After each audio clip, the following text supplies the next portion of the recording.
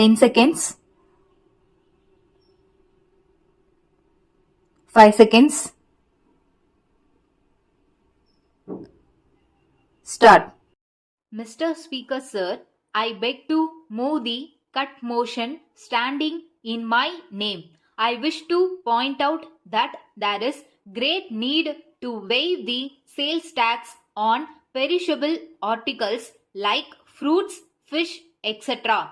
I am not saying that the government should waive the sales tax altogether, but I want that certain commodities should be exempted from sales tax. In this connection, I would like to say that the income from sales tax has been very good, but at the same time, the government do not see the hardship caused by this tax to the poor people. There is almost no commodity in our country that can be sold or purchased without sales tax. To that extent, the government deserve congratulations. But I do not know why the government should not exempt a few perishable articles from sales tax. As we know, a man's basic requirement is food, and I am sure that if sales tax on food is waived, there will not be much loss of income for the government. We have no quarrel with the government if they come forward to impose a higher rate of sales tax on luxuries. There are certain luxuries like motor car, diamond and gold. We have no objection if they are taxed heavily. A rich man who comes forward to purchase a motor car can pay a little more if it makes up the loss sustained by the government by exempting the articles that we have asked for from sales tax. So, the policy of the government must be to tax the rich more and to tax the poor less. Then, I would like to touch upon the hardship caused to the merchants by the imposition of multi-point sales tax. The government have not accepted our suggestion that there should be no multi-point sales tax, and they have failed to rectify the mistakes that are pointed out by us. The whole process of taxation goes on from the wholesalers to the retailer and from the retailer to the consumer. If this is the state of affairs, the government can easily imagine the amount of hardship caused to the people.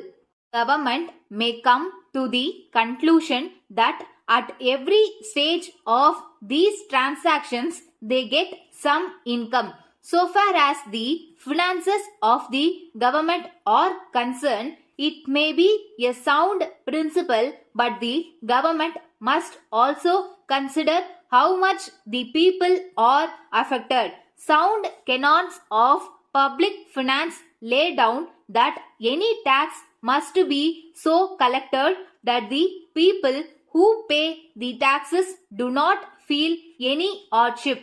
I therefore feel that every commodity that is subjected to sales tax in our country should be taxed at only one point. The finance minister was pleading yesterday that if the officials were not vigilant enough to see that the commodity was taxed at the first point, it was likely to be brought to the consumer without being taxed.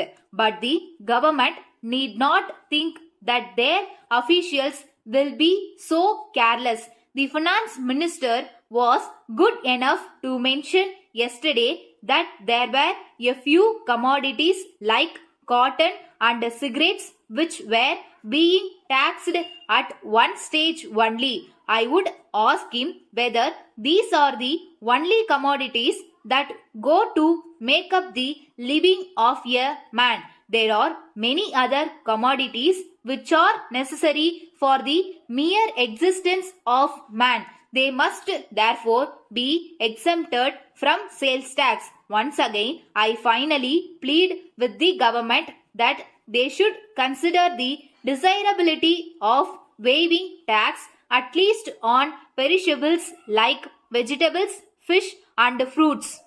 Letter from Raghu and Company, Bangalore to Mrs. Rao and Company, Madurai. Dear sirs, we thank you for your order number 12 dated the 3rd August for transmission belts of various sizes, but we regret very much to advise you of our inability to execute the order within a fortnight as requested by you. We would like to inform you that in recent months there has been a great rush of orders for our goods, and in spite of our best efforts, we have not been able to cope with them successfully. As a matter of fact, our factory is fully booked with orders already on hand, and we think that it will take at least a month to clear them. However, we would like to point out that we are making every effort to speed up delivery of goods, and in fairness to all our customers, all orders are being handled in strict rotation. We regret very much the inconvenience that may be caused to you by this delay, and we hope and trust that it will be convenient for you to allow us this extension of time in the special circumstances that we have explained above. We have great pleasure in informing you that we have already booked your order provisionally, but we would be grateful if you confirm your order on the revised condition. We assure you of our best attention at all times. Yours faithfully.